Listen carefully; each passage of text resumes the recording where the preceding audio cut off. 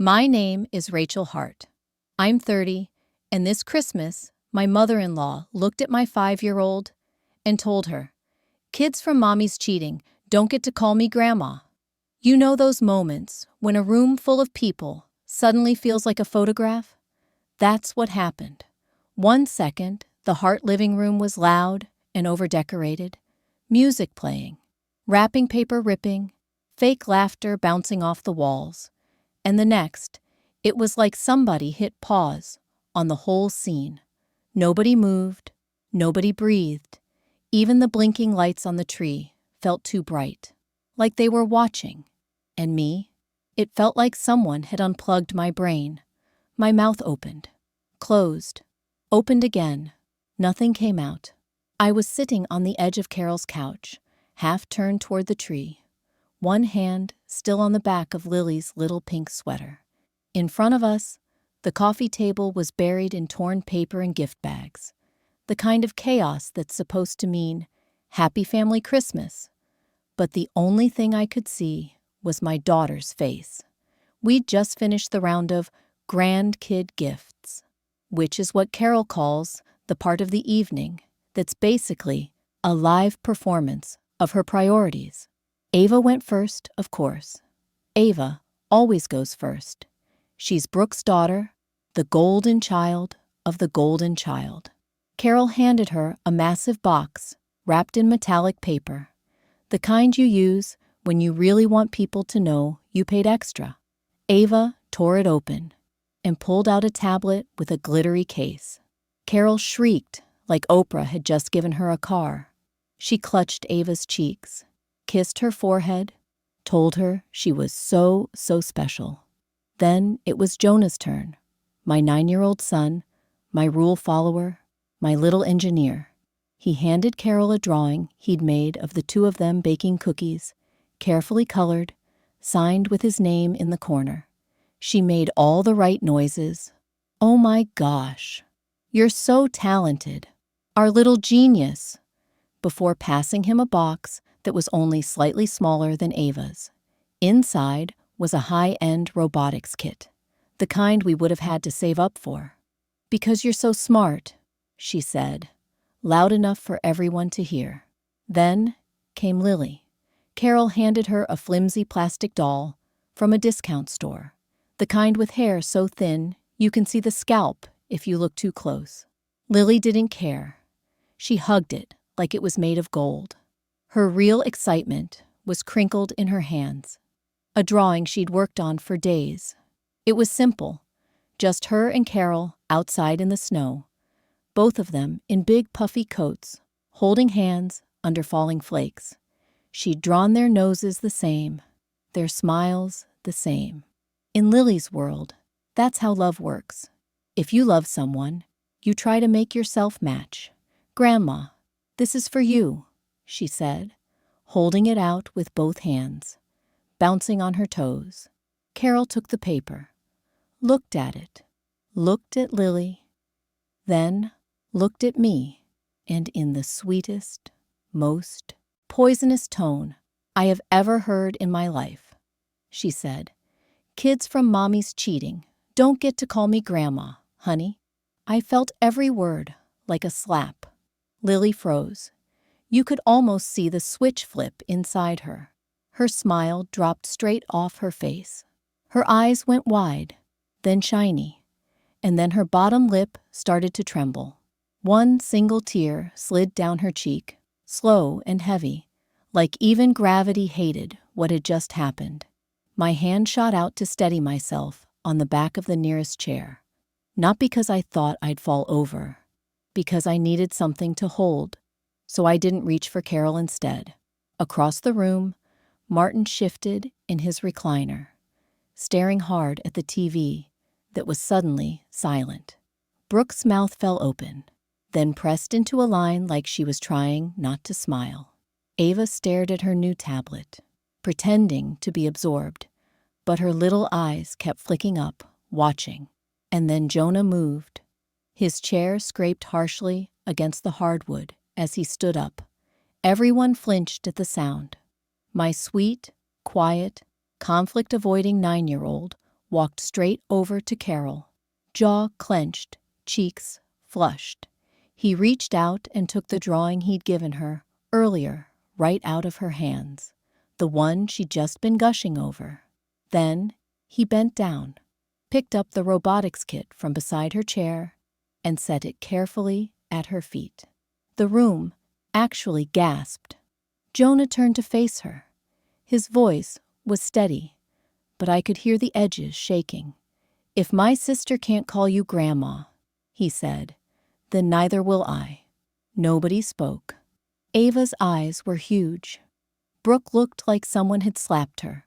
Martin opened his mouth, then shut it again. Carol's face went pale, then blotchy red, like the words had landed harder than any punch.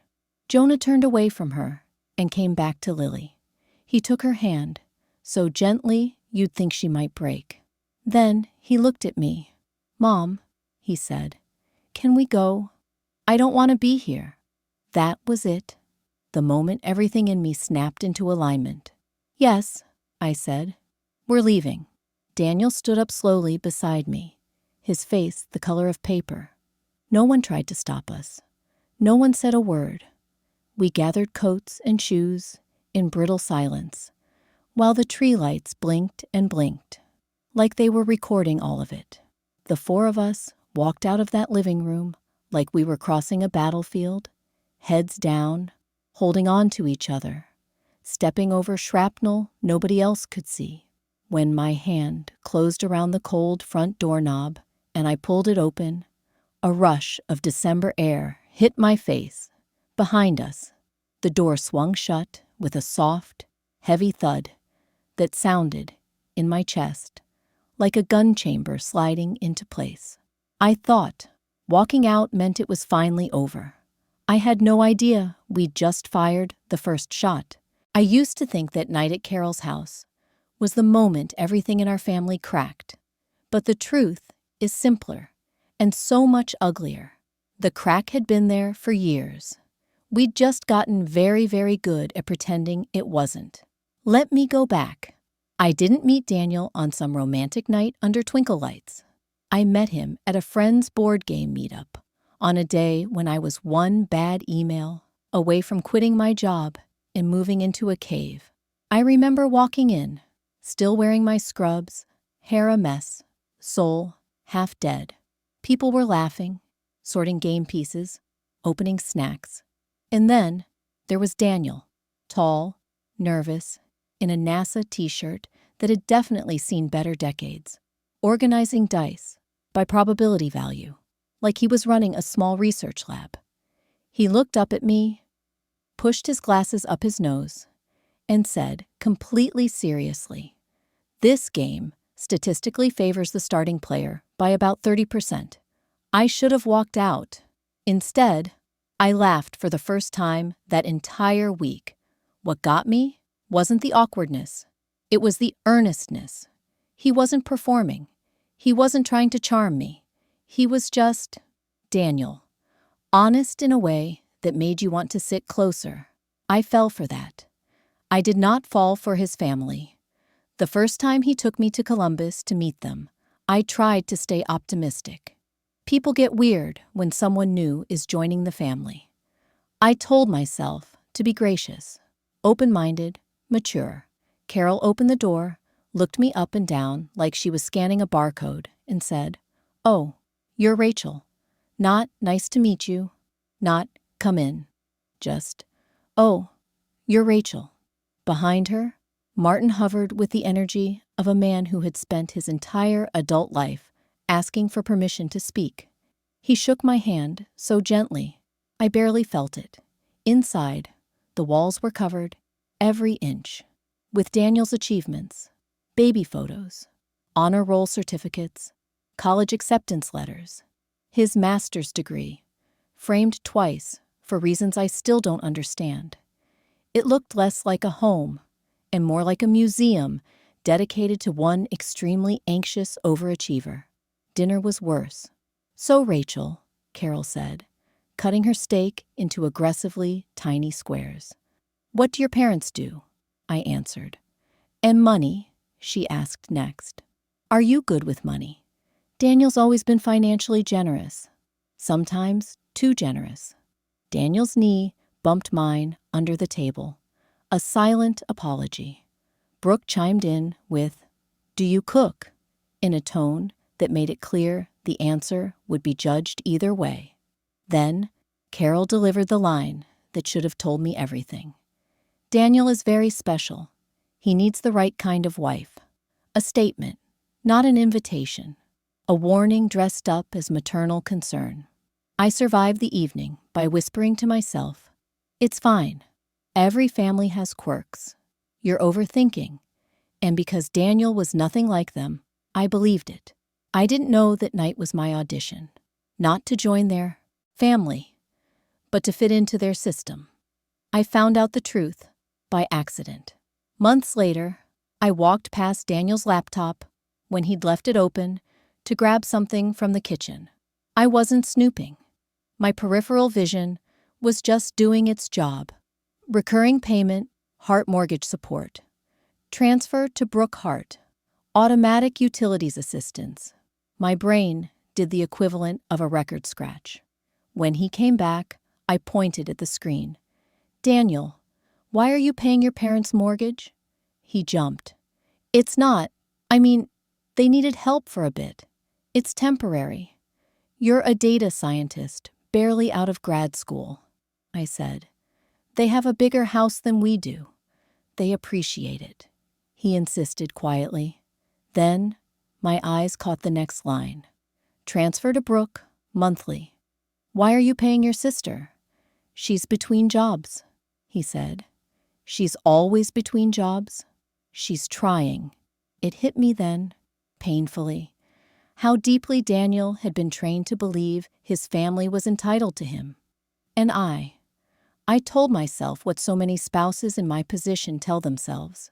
It's his family, his money, his decision. It's probably temporary.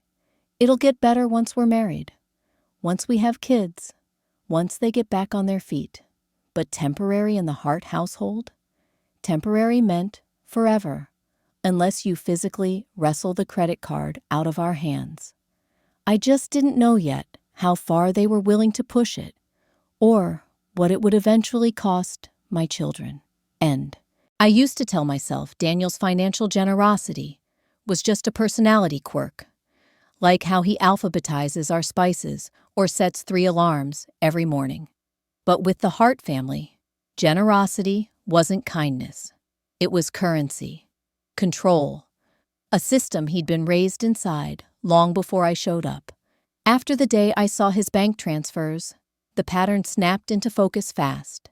At first, it seemed small. A $150 transfer labeled "Helping Out This Month." A $200 payment Brooke just needed while she transitions. Then, Carol started calling with that syrupy guilt tone she uses the way other people use perfume. "Sweetheart, the heater repair was so expensive this week. You know how much we supported you through grad school." That sentence, "we supported you," was her favorite leash. And Daniel, who hates disappointing anyone, especially his mother, would sigh, rub his forehead, and say, "It's just this once." Except it was never once. It was every month, then twice a month, then automatic payments set to repeat. By the time Daniel finished his PhD and landed his first real job as a data scientist, I thought the transfers would stop. Instead, they multiplied. New lines appeared in the account. Hart mortgage support utilities. Brooke monthly Ava's dance program. Carol's temporary assistance until we catch up. Meanwhile, Jonah needed new sneakers, and Lily was outgrowing her winter coat. We clipped coupons, skipped vacations, and made do. And every time I tried to bring it up gently, just gently, Daniel would say, "We're doing fine, Rachel." But fine meant we were living tight, so his family didn't have to. It wasn't the money that hurt most. It was the way Carol treated Daniel's income like a shared family resource, except the family was only on their side of the equation. Every request came wrapped in that same message. We raised you, so you owe us. And Daniel had never learned to say no. The moment everything sharpened was dinner at their house a year before the Christmas disaster. We were sitting around the table, Lily coloring quietly next to me, while Jonah built a Lego ship. Carol was complaining about taxes again, loudly, dramatically, like the IRS had personally wronged her. Without thinking, I said, maybe Daniel should keep a little more for the kids' college fund, just to prepare. Silence fell like a dropped plate. Then Martin slammed his hand onto the table. The plates rattled. Lily jumped so hard, her crayon snapped. Jonah's Lego ship toppled over piece by piece. Martin glared at me with this red, bristling anger I will never forget. We sacrificed for Daniel for decades, he growled. It's not unreasonable for him to give back. Carol folded her arms. Family supports family. We're not asking for much. Brooke muttered without looking up from her phone. Some people don't understand gratitude. Daniel froze, shoulders tight, jaw clenched, eyes darting between us. And in that moment, I realized something awful. He was more afraid of displeasing them than protecting the home he'd built with me. That night, after we put the kids to bed, I sat alone at our dining table with my laptop and pulled up every bank statement I could find. Years of transfers, hundreds of small payments adding up to something enormous. I added the numbers slowly, almost afraid of what I'd see. $76,350, $76,000 that could have gone to Jonah's camps, Lily's savings, family trips, emergencies, anything. Instead, it went to people who made my children feel like they were worth less. Staring at the spreadsheet, one thought cut through everything. If they'll take this much without shame, what else will they take? I didn't know the answer yet, but Christmas would show me. If money was one kind of power in the Hart family, biology was their favorite weapon, and Carol wielded it with the confidence of someone who thought she understood genetics better than actual scientists. When Jonah was born, she behaved like she'd personally handcrafted him. He looked like Daniel, same eyes, same dimple, and Carol paraded him around the house, whispering, "Our genes are strong," in a way that made it sound more like a declaration of ownership than pride. I brushed it off. New grandma excitement. No big deal. Then Lily arrived. She didn't look like Daniel. She didn't look like Carol. She looked like my grandmother. Soft eyes, gentle smile, that quiet steadiness that had carried me through childhood. The resemblance felt like a gift. A little piece of someone I had loved so much. Carol saw her and frowned. "She doesn't look like Jonah," she said flatly. I laughed. "She looks like my grandma." Carol made a face, like I just told her the baby came from a clearance rack. Well, maybe she'll grow into the family, like shoes. And just like that, the jokes began. First came the small, sharp comments at gatherings. "Are you sure she's his? We're just teasing." Some kids take after their fathers, others don't. Jonah is mini Daniel. Lily is a little mystery. The words were coated in sugar, but the tone was venom. Lily was too young to follow the meaning, but she understood the discomfort. She'd curl closer to me, thumb tucked against her lip, eyes darting to Carol like she was checking for danger. As the kids grew, the favoritism grew with them. Jonah got the big birthday gifts, the robotics kits, the special outings to encourage his brilliance. Lily got discount toys and quick pats on the head. Jonah's drawings stayed on Carol's fridge for weeks. Lily's lasted a day, sometimes only hours. And Lily noticed. Why does Grandma hug Jonah more? Why did she forget my picture? Why does Jonah get the big cupcake? Every question was a tiny bruise. Then came the night everything snapped into clarity. The Hart dining room was packed, relatives everywhere, plates clinking, kids running under the tablecloth. Lily sat next to me coloring. Jonah built a Lego tower. It should have been a harmless evening. But halfway through the meal, Carol took a sip of wine and said loudly, "Well, if Lily ever wants to know the truth when she's older, we'll support her. Kids deserve honesty." Forks froze. Chairs shifted. It wasn't a joke anymore. It was an implication, a deliberate one. My heart slammed against my ribs. Then Brooke spoke, smiling like she was commenting on the weather. "People talk, you know. Kids who don't look like their family. It makes people wonder." No one corrected her. No one defended Lily. They all just pretended it wasn't said. I placed my hand over Lily's. Her coloring had stopped mid-stroke. That night, on the drive home, I told Daniel we needed to limit visits. "Lily doesn't feel wanted there," I said. Daniel tightened his grip on the steering wheel. "Please don't make me choose." And that was the moment the truth finally settled. He thought the choice was between me and them. What he didn't realize was that the Hart family had already made the choice for him. Every comment, every slight, every insinuation aimed at the daughter who didn't look like them. Christmas was only going to make it impossible to deny. By the time Christmas arrived, my nerves were already stretched thin. I told Daniel we should stay home, make cocoa, watch movies, avoid the annual performance at Carol's house. He shook his head softly. "Just this year, for the kids."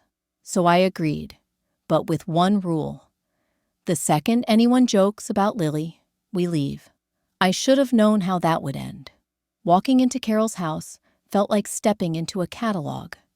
Too many lights, too much tinsel, a forest of scented candles competing for attention. It looked festive, but the air had that tight, artificial cheer that always made my shoulders tense. The grandkid gift round was predictable. Ava opened a giant box and pulled out a designer jacket and boots. Carol squealed, hugged her, spun her like a finalist in a reality show. Jonah handed Carol a drawing of them making a snowman. She called him a little prodigy, then gave him a pricey Lego engineering kit. He glowed. I swallowed my frustration. Then came Lily. Carol handed her a flimsy plastic doll, the kind with hair so thin you can see the glue underneath. Lily hugged it anyway. She always finds joy where she can. But what mattered to her wasn't the doll. It was her drawing. She'd worked on it for days. Her and Carol sledding, matching scarves, matching smiles. Lily believes matching means belonging. "Grandma, I made this for you," she said, bouncing on her toes. Carol took the paper, looked down, looked at Lily, then at me, and then, in that sugar-coated voice she uses when she wants to be cruel without sounding cruel, she said, "Kids from mommy's cheating don't get to call me Grandma, honey." Time didn't just stop. It recoiled. Lily froze. Her smile fell straight off her face. Her eyes filled instantly, big and wet, and one long tear slid down her cheek like it weighed more than she did. My hand clamped onto the back of a chair, not to hold myself up, to keep from reaching for Carol. Martin stared at the TV like it had answers. Brooke pressed her lips together, pretending shock but looking pleased. Ava stared at Lily, confused and frightened. And then Jonah stood. His chair scraped loudly across the floor, a harsh, ripping sound that sliced straight through the silence. Everyone flinched. My gentle, conflict-avoiding 9-year-old marched straight to Carol. He took the drawing he'd given her earlier right out of her hand. Then he bent down, lifted the expensive Lego kit she'd gifted him, and set it at her feet. The room gasped. "If my sister can't call you Grandma," he said, voice steady but trembling at the edges. Then neither will I. Carol's face went white, then red. Brooke looked stunned. Martin muttered something and fell quiet. Jonah walked back to Lily, took her hand, and looked up at me. "Mom, can we go? I don't want to be here." There it was, the moment everything in me crystallized.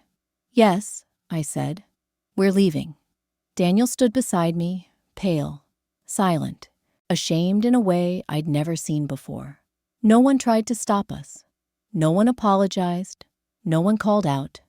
We gathered coats and shoes, while the blinking tree lights flickered across a room that suddenly felt hollow. The four of us walked to the door like we were walking off a battlefield, close together, careful, bracing for the cold.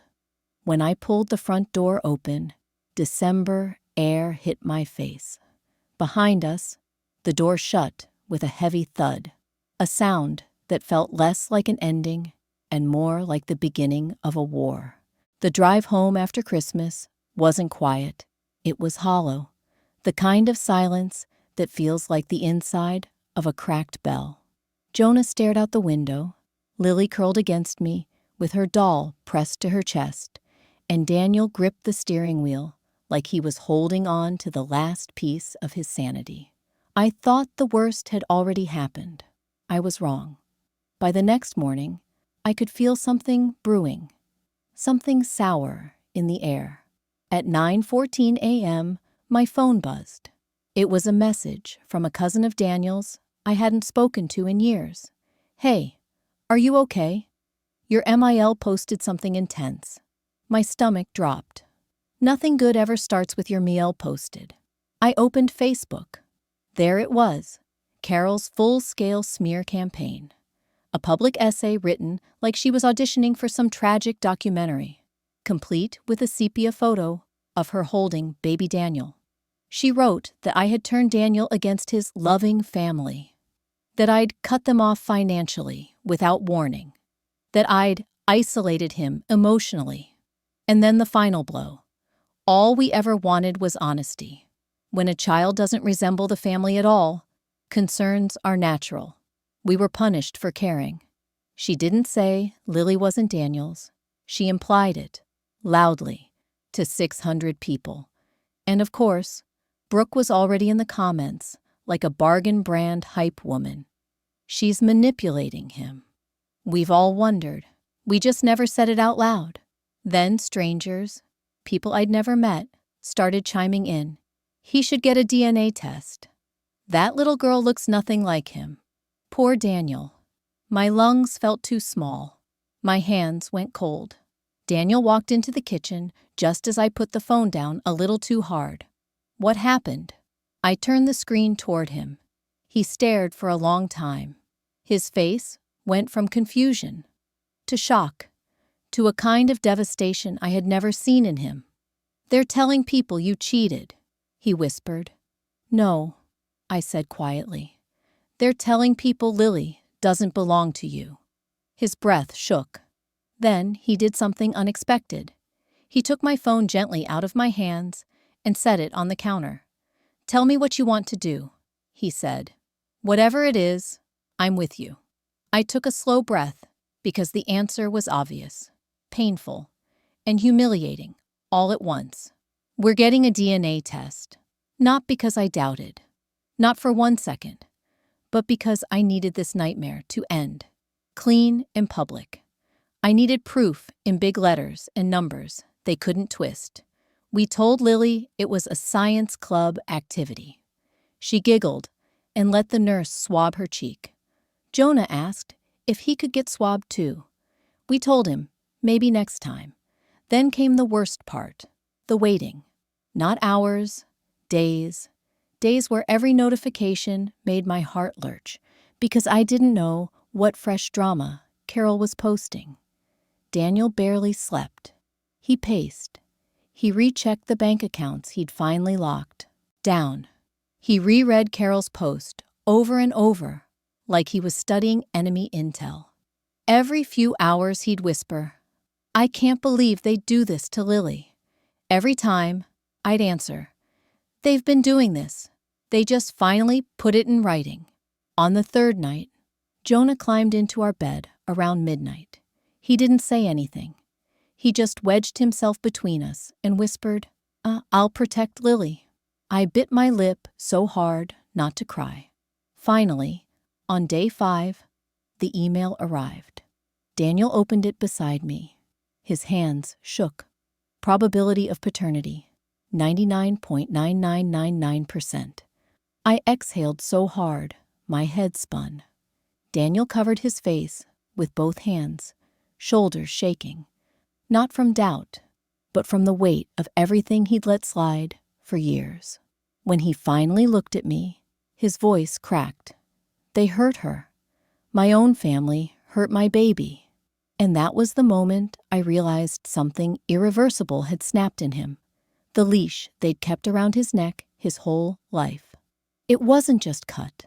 It was gone, and he wasn't going back. The DNA results should have been the end of it. A clean answer, a hard stop. Proof so undeniable even Carol couldn't twist it into something petty and poisonous. But people like her don't retreat. They reload. Daniel wanted to send the results privately, just to his parents, just to clear the air. I shook my head. They brought this into the public. We finish it in the public. So we did. We posted one single collage.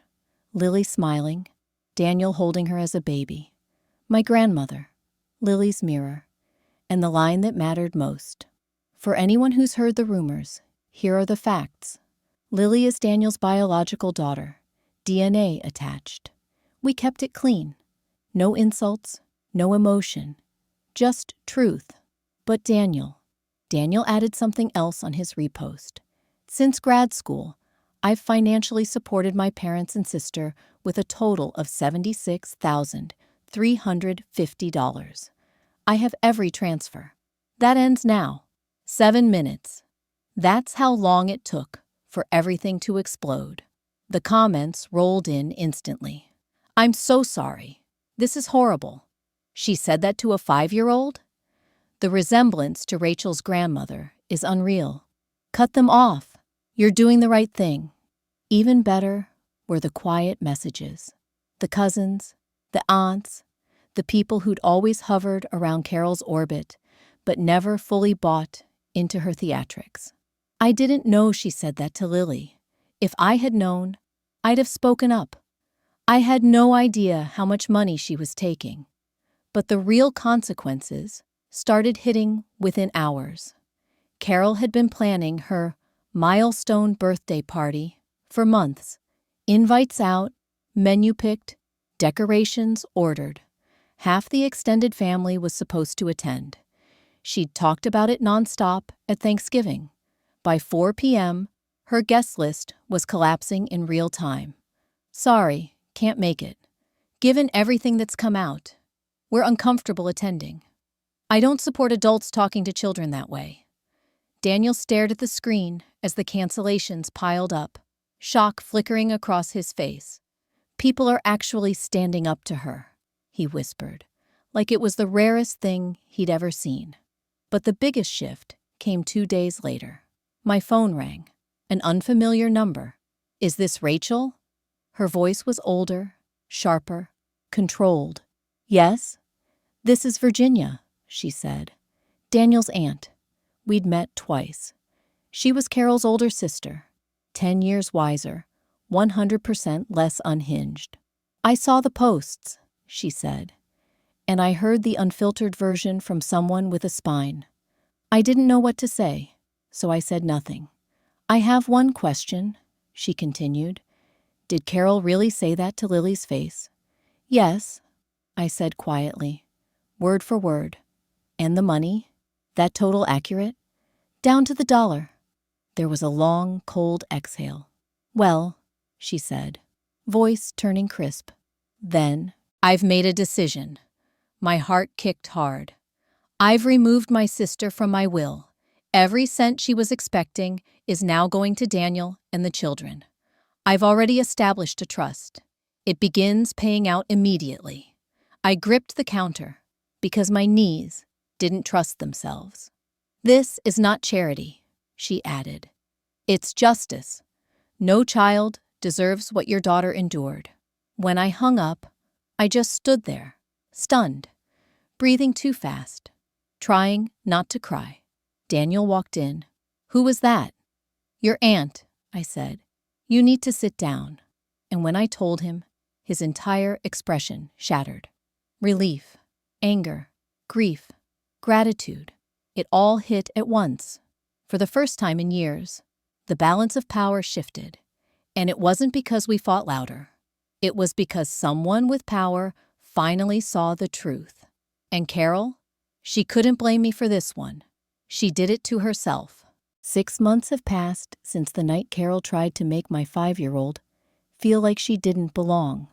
6 months since Jonah stood up with more courage than most adults I know. 6 months since Daniel finally cut the leash his family had wrapped around his neck his entire life. A lot can change in 6 months. The first change came quieter than I expected. Peace. Not fireworks, not triumph, not some cinematic victory. Just peace. The kind that settles in your house when you stop waiting for your phone to buzz with chaos. The kind that makes mornings softer, dinners calmer, bedtimes easier. The kind that lets you look at your children and feel like the air around them is finally safe. Carol and Martin didn't take it well. Not at first. Within weeks of Daniel shutting off the financial faucet, they were scrambling. They sold their house, downsized, and according to one cousin, finally admitted, grudgingly, that maybe relying on a future inheritance wasn't a retirement plan, especially since that inheritance was no longer theirs. Virginia's trust fund for the kids activated within a month. It wasn't small. It changed the stability of our lives overnight. College funds, savings accounts, emergency cushions, all the things we'd been quietly worrying about for years were suddenly secure. Daniel cried when he opened the paperwork, not because of the money, because it was the first time a family member of his had chosen him without expecting anything in return. We didn't move into a mansion or start booking first-class flights across the world, but we did start living, real living, weekend trips with the kids, fixing the things in the house we'd been ignoring for years, letting Jonah join a robotics club he'd always wanted, signing Lily up for art classes where she could draw without worrying her pictures would be compared or dismissed. Those first few classes were emotional. She held her markers like something sacred. Every time she finished a drawing, she'd run to me, not looking for praise, but looking for belonging. You like it, right, Mommy? Every time, I'd kneel and say the same thing. I love it, and I love you, because she needed both truths. Daniel has changed too. He's quieter in some ways, stronger in others. He finally started therapy. His idea, not mine. He told me one night, I spent my whole life being the good son. I didn't realize it meant being the absent father. I won't make that mistake again. We visit Virginia often. Sometimes she brings old photos of Daniel's grandparents, telling stories that never made it into Carol's edited family narrative. She treats Lily with a gentleness that still catches me off guard. She laughs at Jonah's dry humor. She hugs Daniel like she's making up for years someone else stole. As for Carol, we haven't spoken since Christmas. She sends emails sometimes, long, spiraling paragraphs about misunderstandings and family fractures. Daniel deletes them without reading. People ask if I feel guilty, if I ever think about reconciliation, if I feel bad that Carol and Martin's lives unraveled the way they did. The truth is simple. I don't celebrate their downfall, but I also don't mourn the consequences of their choices. What they did to Lily wasn't a mistake. It wasn't a bad day. It wasn't a slip of the tongue. It was a belief, a cruel one. the kind that can carve itself into a child if you let it. I won't let it. If there's anything I've learned, it's this. Family isn't defined by blood, genetics, or last names. Family is defined by who protects you, who lifts you, who loves you without conditions or caveats. And sometimes, the bravest thing you can do for your children is close a door, even if closing it feels like breaking something that once felt permanent. I'd love to know where in the world this story found you. Drop a comment and tell me. And if you haven't yet, hit subscribe. Your support really helps me keep making better stories. Thanks for being here and listening.